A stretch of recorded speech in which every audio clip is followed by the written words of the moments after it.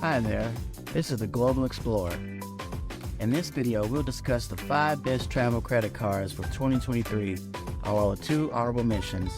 So watch to the end for the video to find out what they are.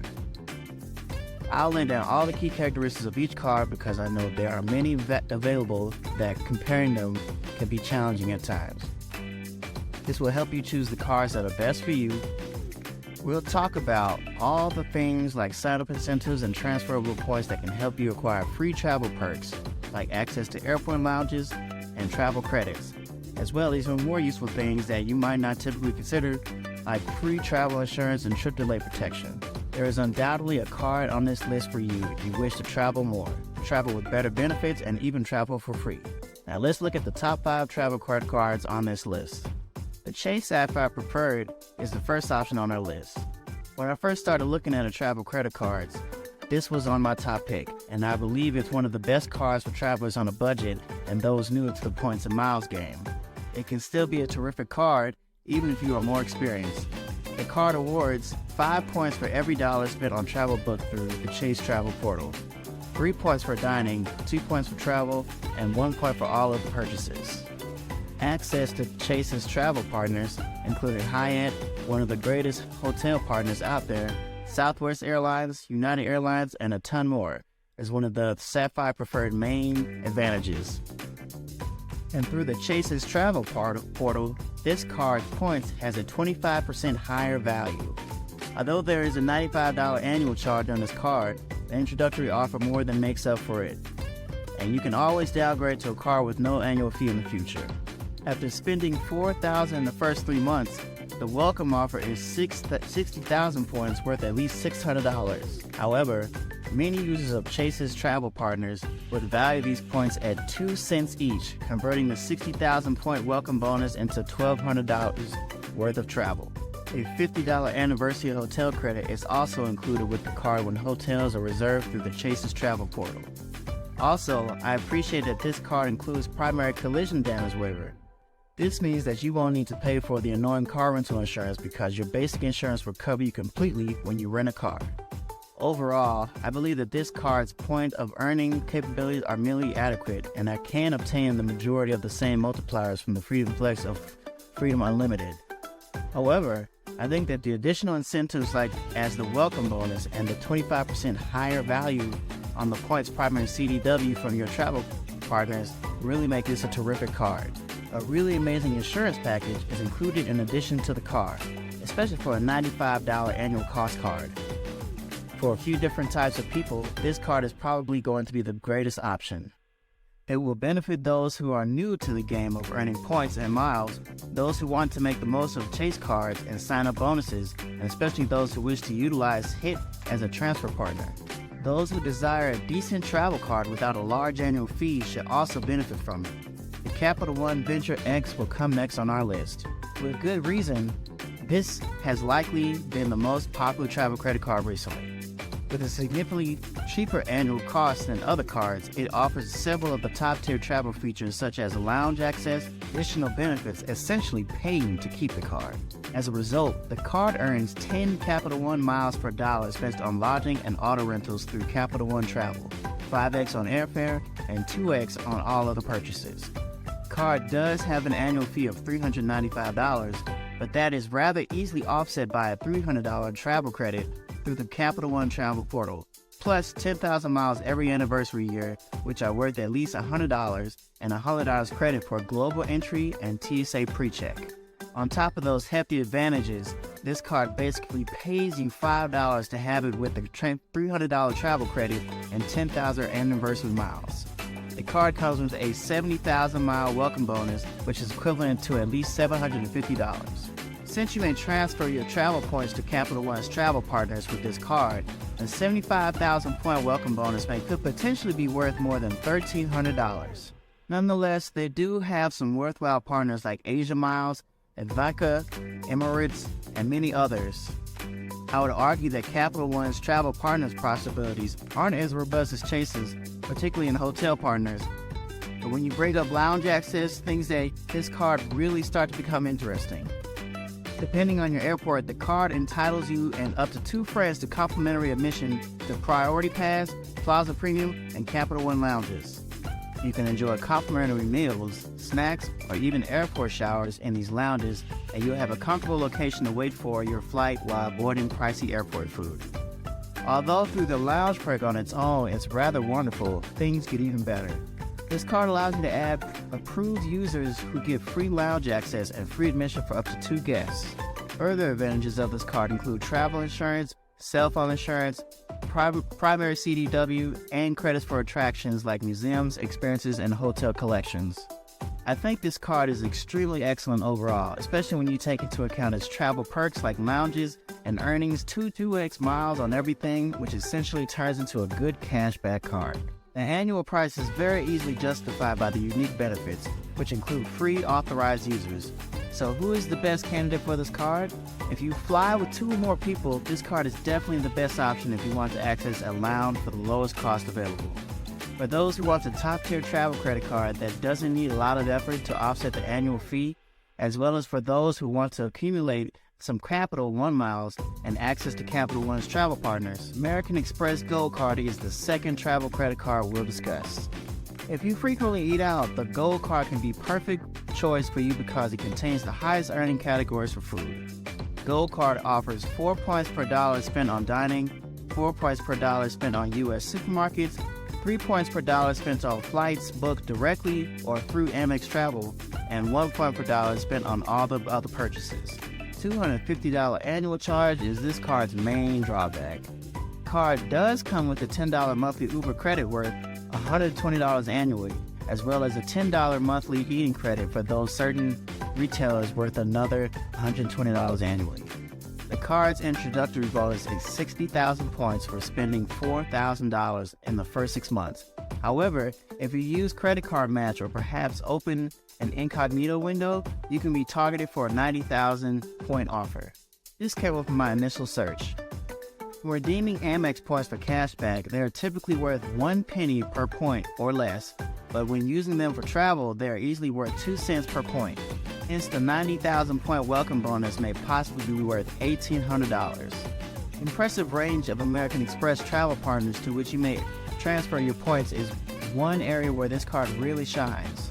Amex has a long list of excellent hotel partners, including the Hilton, Marriott, and Choice Privileges, in addition to a long list of excellent airline partners like British Virgin, Delta, and many more. The Gold Card includes a secondary CDW, which means that if you rent a car, your own auto insurance will need to pay for the damages before this card would. This is a minor but surprising drawback. Overall, this card is really intended for someone who spends a lot of money on dining, and if you can take advantage of the monthly Uber credit and the dining credit, I would recommend this card. I believe this card could be a fantastic choice for you if you can take use of those credits or if you want to use it extensively. Nevertheless, depending on where you reside, not everyone can readily take use of these credits, so I'd recommend doing the math before you acquire this card.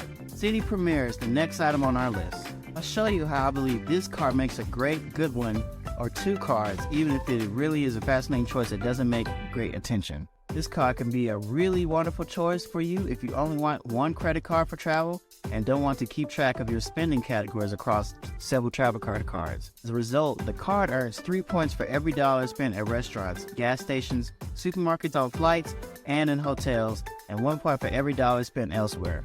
On a related note, this might be a stronger 2-card arrangement than any other one because you can use this card in conjunction with the city, double cash, and effectively earn 3 times or 2 times on anything. With how strong the income categories are at the time of filming, this $95 annual fee is quite astounding. With the cheap monthly fee, the increased welcome offer of 80,000 points after $4,000 of purchases in the first 3 months is also rather attractive. Since each point is worth 1 cent as cash back or roughly 1.8 cents when used for travel, the 80,000 sign-up incentive is actually worth about $1,400. The card has a $100 hotel credit, but unless you regularly book $500 worth of rooms in a single transaction and you're prepared to do that through the city, I don't believe it's anything to get excited about. The list of travel suppliers in Portal City is merely adequate, but it does include some intriguing choices such as turkey and Wyndham. This card offers extended warranty and purchase protection, but there are no travel coverage, which is a bit disappointing. In general, I believe that this card is suitable for if you want simplicity. Without any difficult credits or hoops to clear, it would be rather simple to justify the annual subscription additional to the sign-up bonus.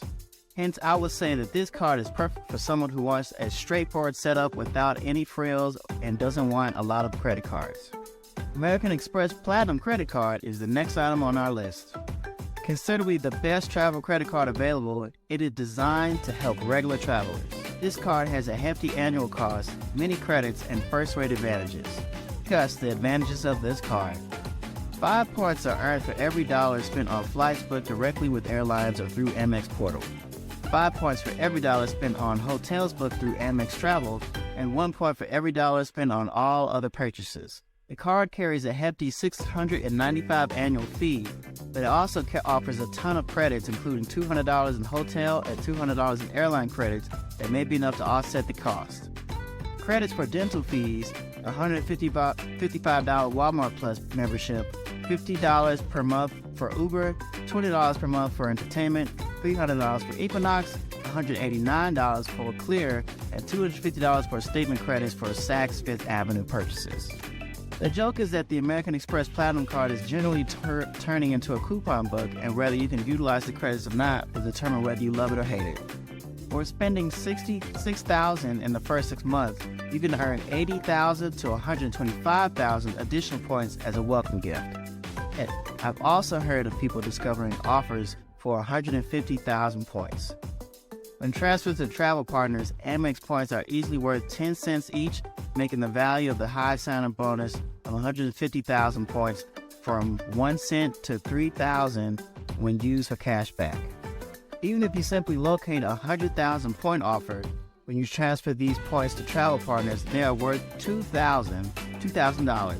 Amex has some extremely astounding hotel partners in addition to having what is undoubtedly the most remarkable list of airline partners in the industry. Airport lounge access through a variety of lounge networks, providing you access to more than 1,400 lounges worldwide. It is one of the most premium features you receive with this card. They are in conjunction with lounge networks like Centurion Lounge, International American Express Lounges, Priority Pass, Escape Lounges, Delta Sky Club, Plaza, Premium, and Airspace. I honestly can't emphasize enough how valuable having an Amex Platinum Card is for lounge access. Trip insurance, cell phone protection, and primary CDW no expense has been spared. Also, you have free access to Amex's Platinum Concierge, which can handle all of your travel arrangements for you. The privileges is endless, but I'll sum it up by saying that the American Express Platinum is the premium travel credit card with the most first-class benefits that are open to the general public. This card can be a good choice for you if you can maximize the credits, or if you simply value the numerous travel benefits. If you want free travel, but you can't utilize those credits, I would advise against getting this card too soon because of the exorbitant annual fee. The Amex Platinum Card is frequently promoted as a way to acquire free vacation, but if you weren't previously planning to spend money in the categories for which you receive those credits, Amex is essentially forcing you to spend $700 on something you didn't want to do in the first place.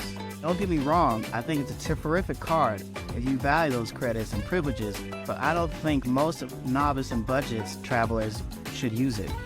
This card will reward you for having it if you travel frequently and spend a lot of money at airports. Here are 2 honorable mentions. Build Rewards Credit Card is the 6th card on our list. As a result, rentals will find the Build Rewards Credit Card to be the most appealing. This card has no annual charge and is the first to ever let you pay your rent without incurring any additional costs. If you do incur a fee when using this card, they'll pay it for you at no additional expense.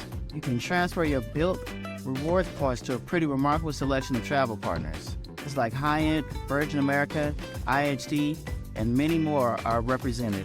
There is no yearly charge associated with this card. It's since that lounge access is not included.